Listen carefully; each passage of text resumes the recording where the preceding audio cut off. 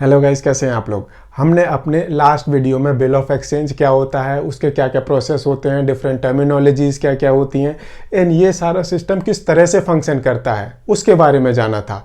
थोड़ा सा हमने प्रोमिसरी नोट के बारे में भी जाना था।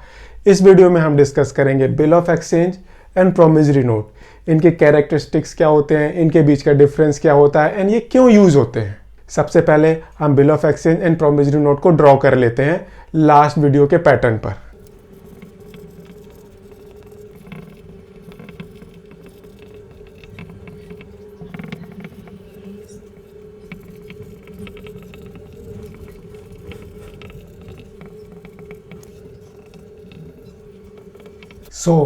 ये मेरा बिल ऑफ एक्सचेंज का फॉर्मेट हो गया एंड ये मेरा प्रोमिसरी नोट का फॉर्मेट हो गया। यहाँ पर मिस्टर बी साइन करेगा।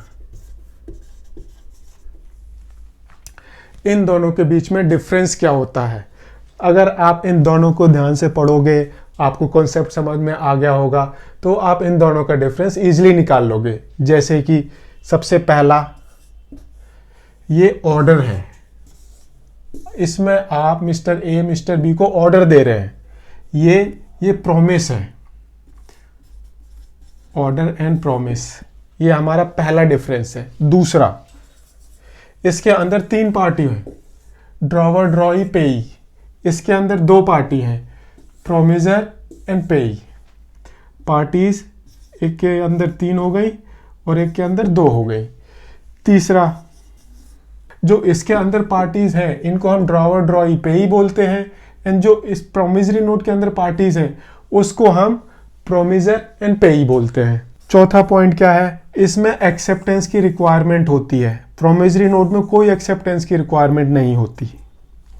पांचवा पॉइंट, इसको कौन बनाता है एंड इसको कौन बनाता है। इसको जो सेलर होता है वो बनाता है, राइट। जिसको पैसे मिलने होते हैं वो बनाता है, रिसीवर बनाता है बिल ऑफ एक्सचेंज को।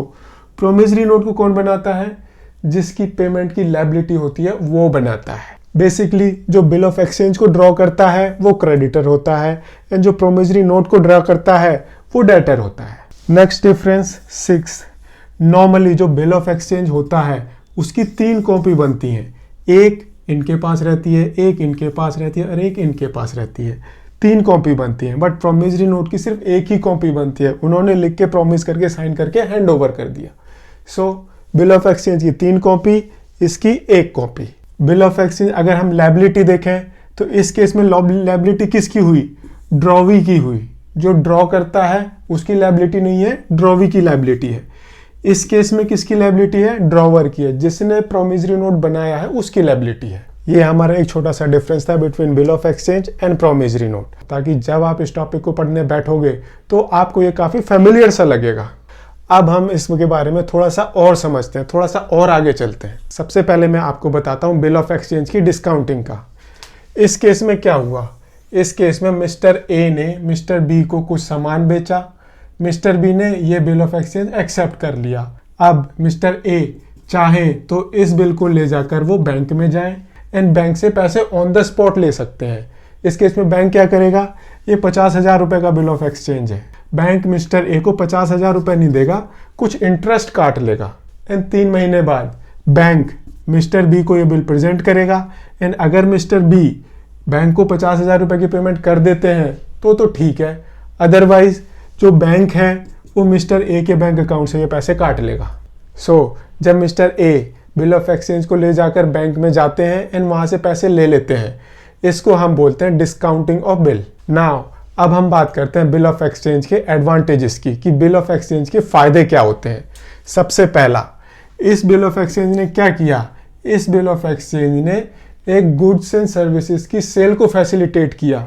मिस्टर बी ने मिस्टर ए से कुछ सामान खरीदा था, मतलब इस बिल ऑफ एक्सचेंज ने उस ट्रांजेक्शन को फैसिलिटेट किया।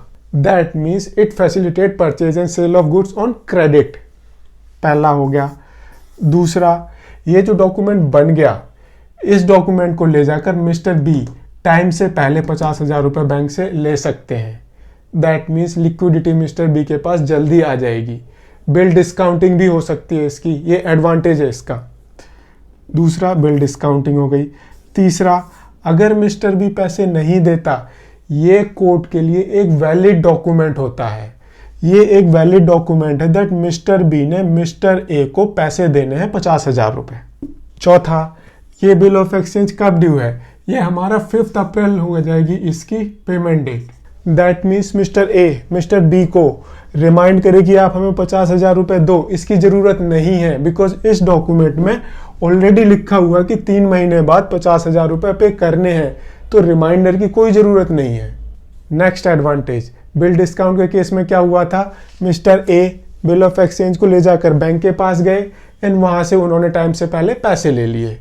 एक और फैसिलिटी होती है, सपोज मिस्टर ए को मिस्टर वाई को कुछ पैसे पेमेंट करनी है, मिस्टर ए को मिस्टर वाई को कुछ पेमेंट करनी है, मिस्टर ए सीधे सीधे मिस्टर वाई को ये बिल ऑफ एक्सचेंज दे सकते हैं, इंडोर्स कर सकते हैं, इसको हम बोलते हैं इंडोर्समेंट। सो ये कुछ एडवांटेजेस थे बिल ऑफ एक्सचेंज के। अगर आपको ये वीडियो पसंद आया हो तो इसे लाइक शेयर जरूर करें, चैनल को सब्सक्राइब करें। Thank you.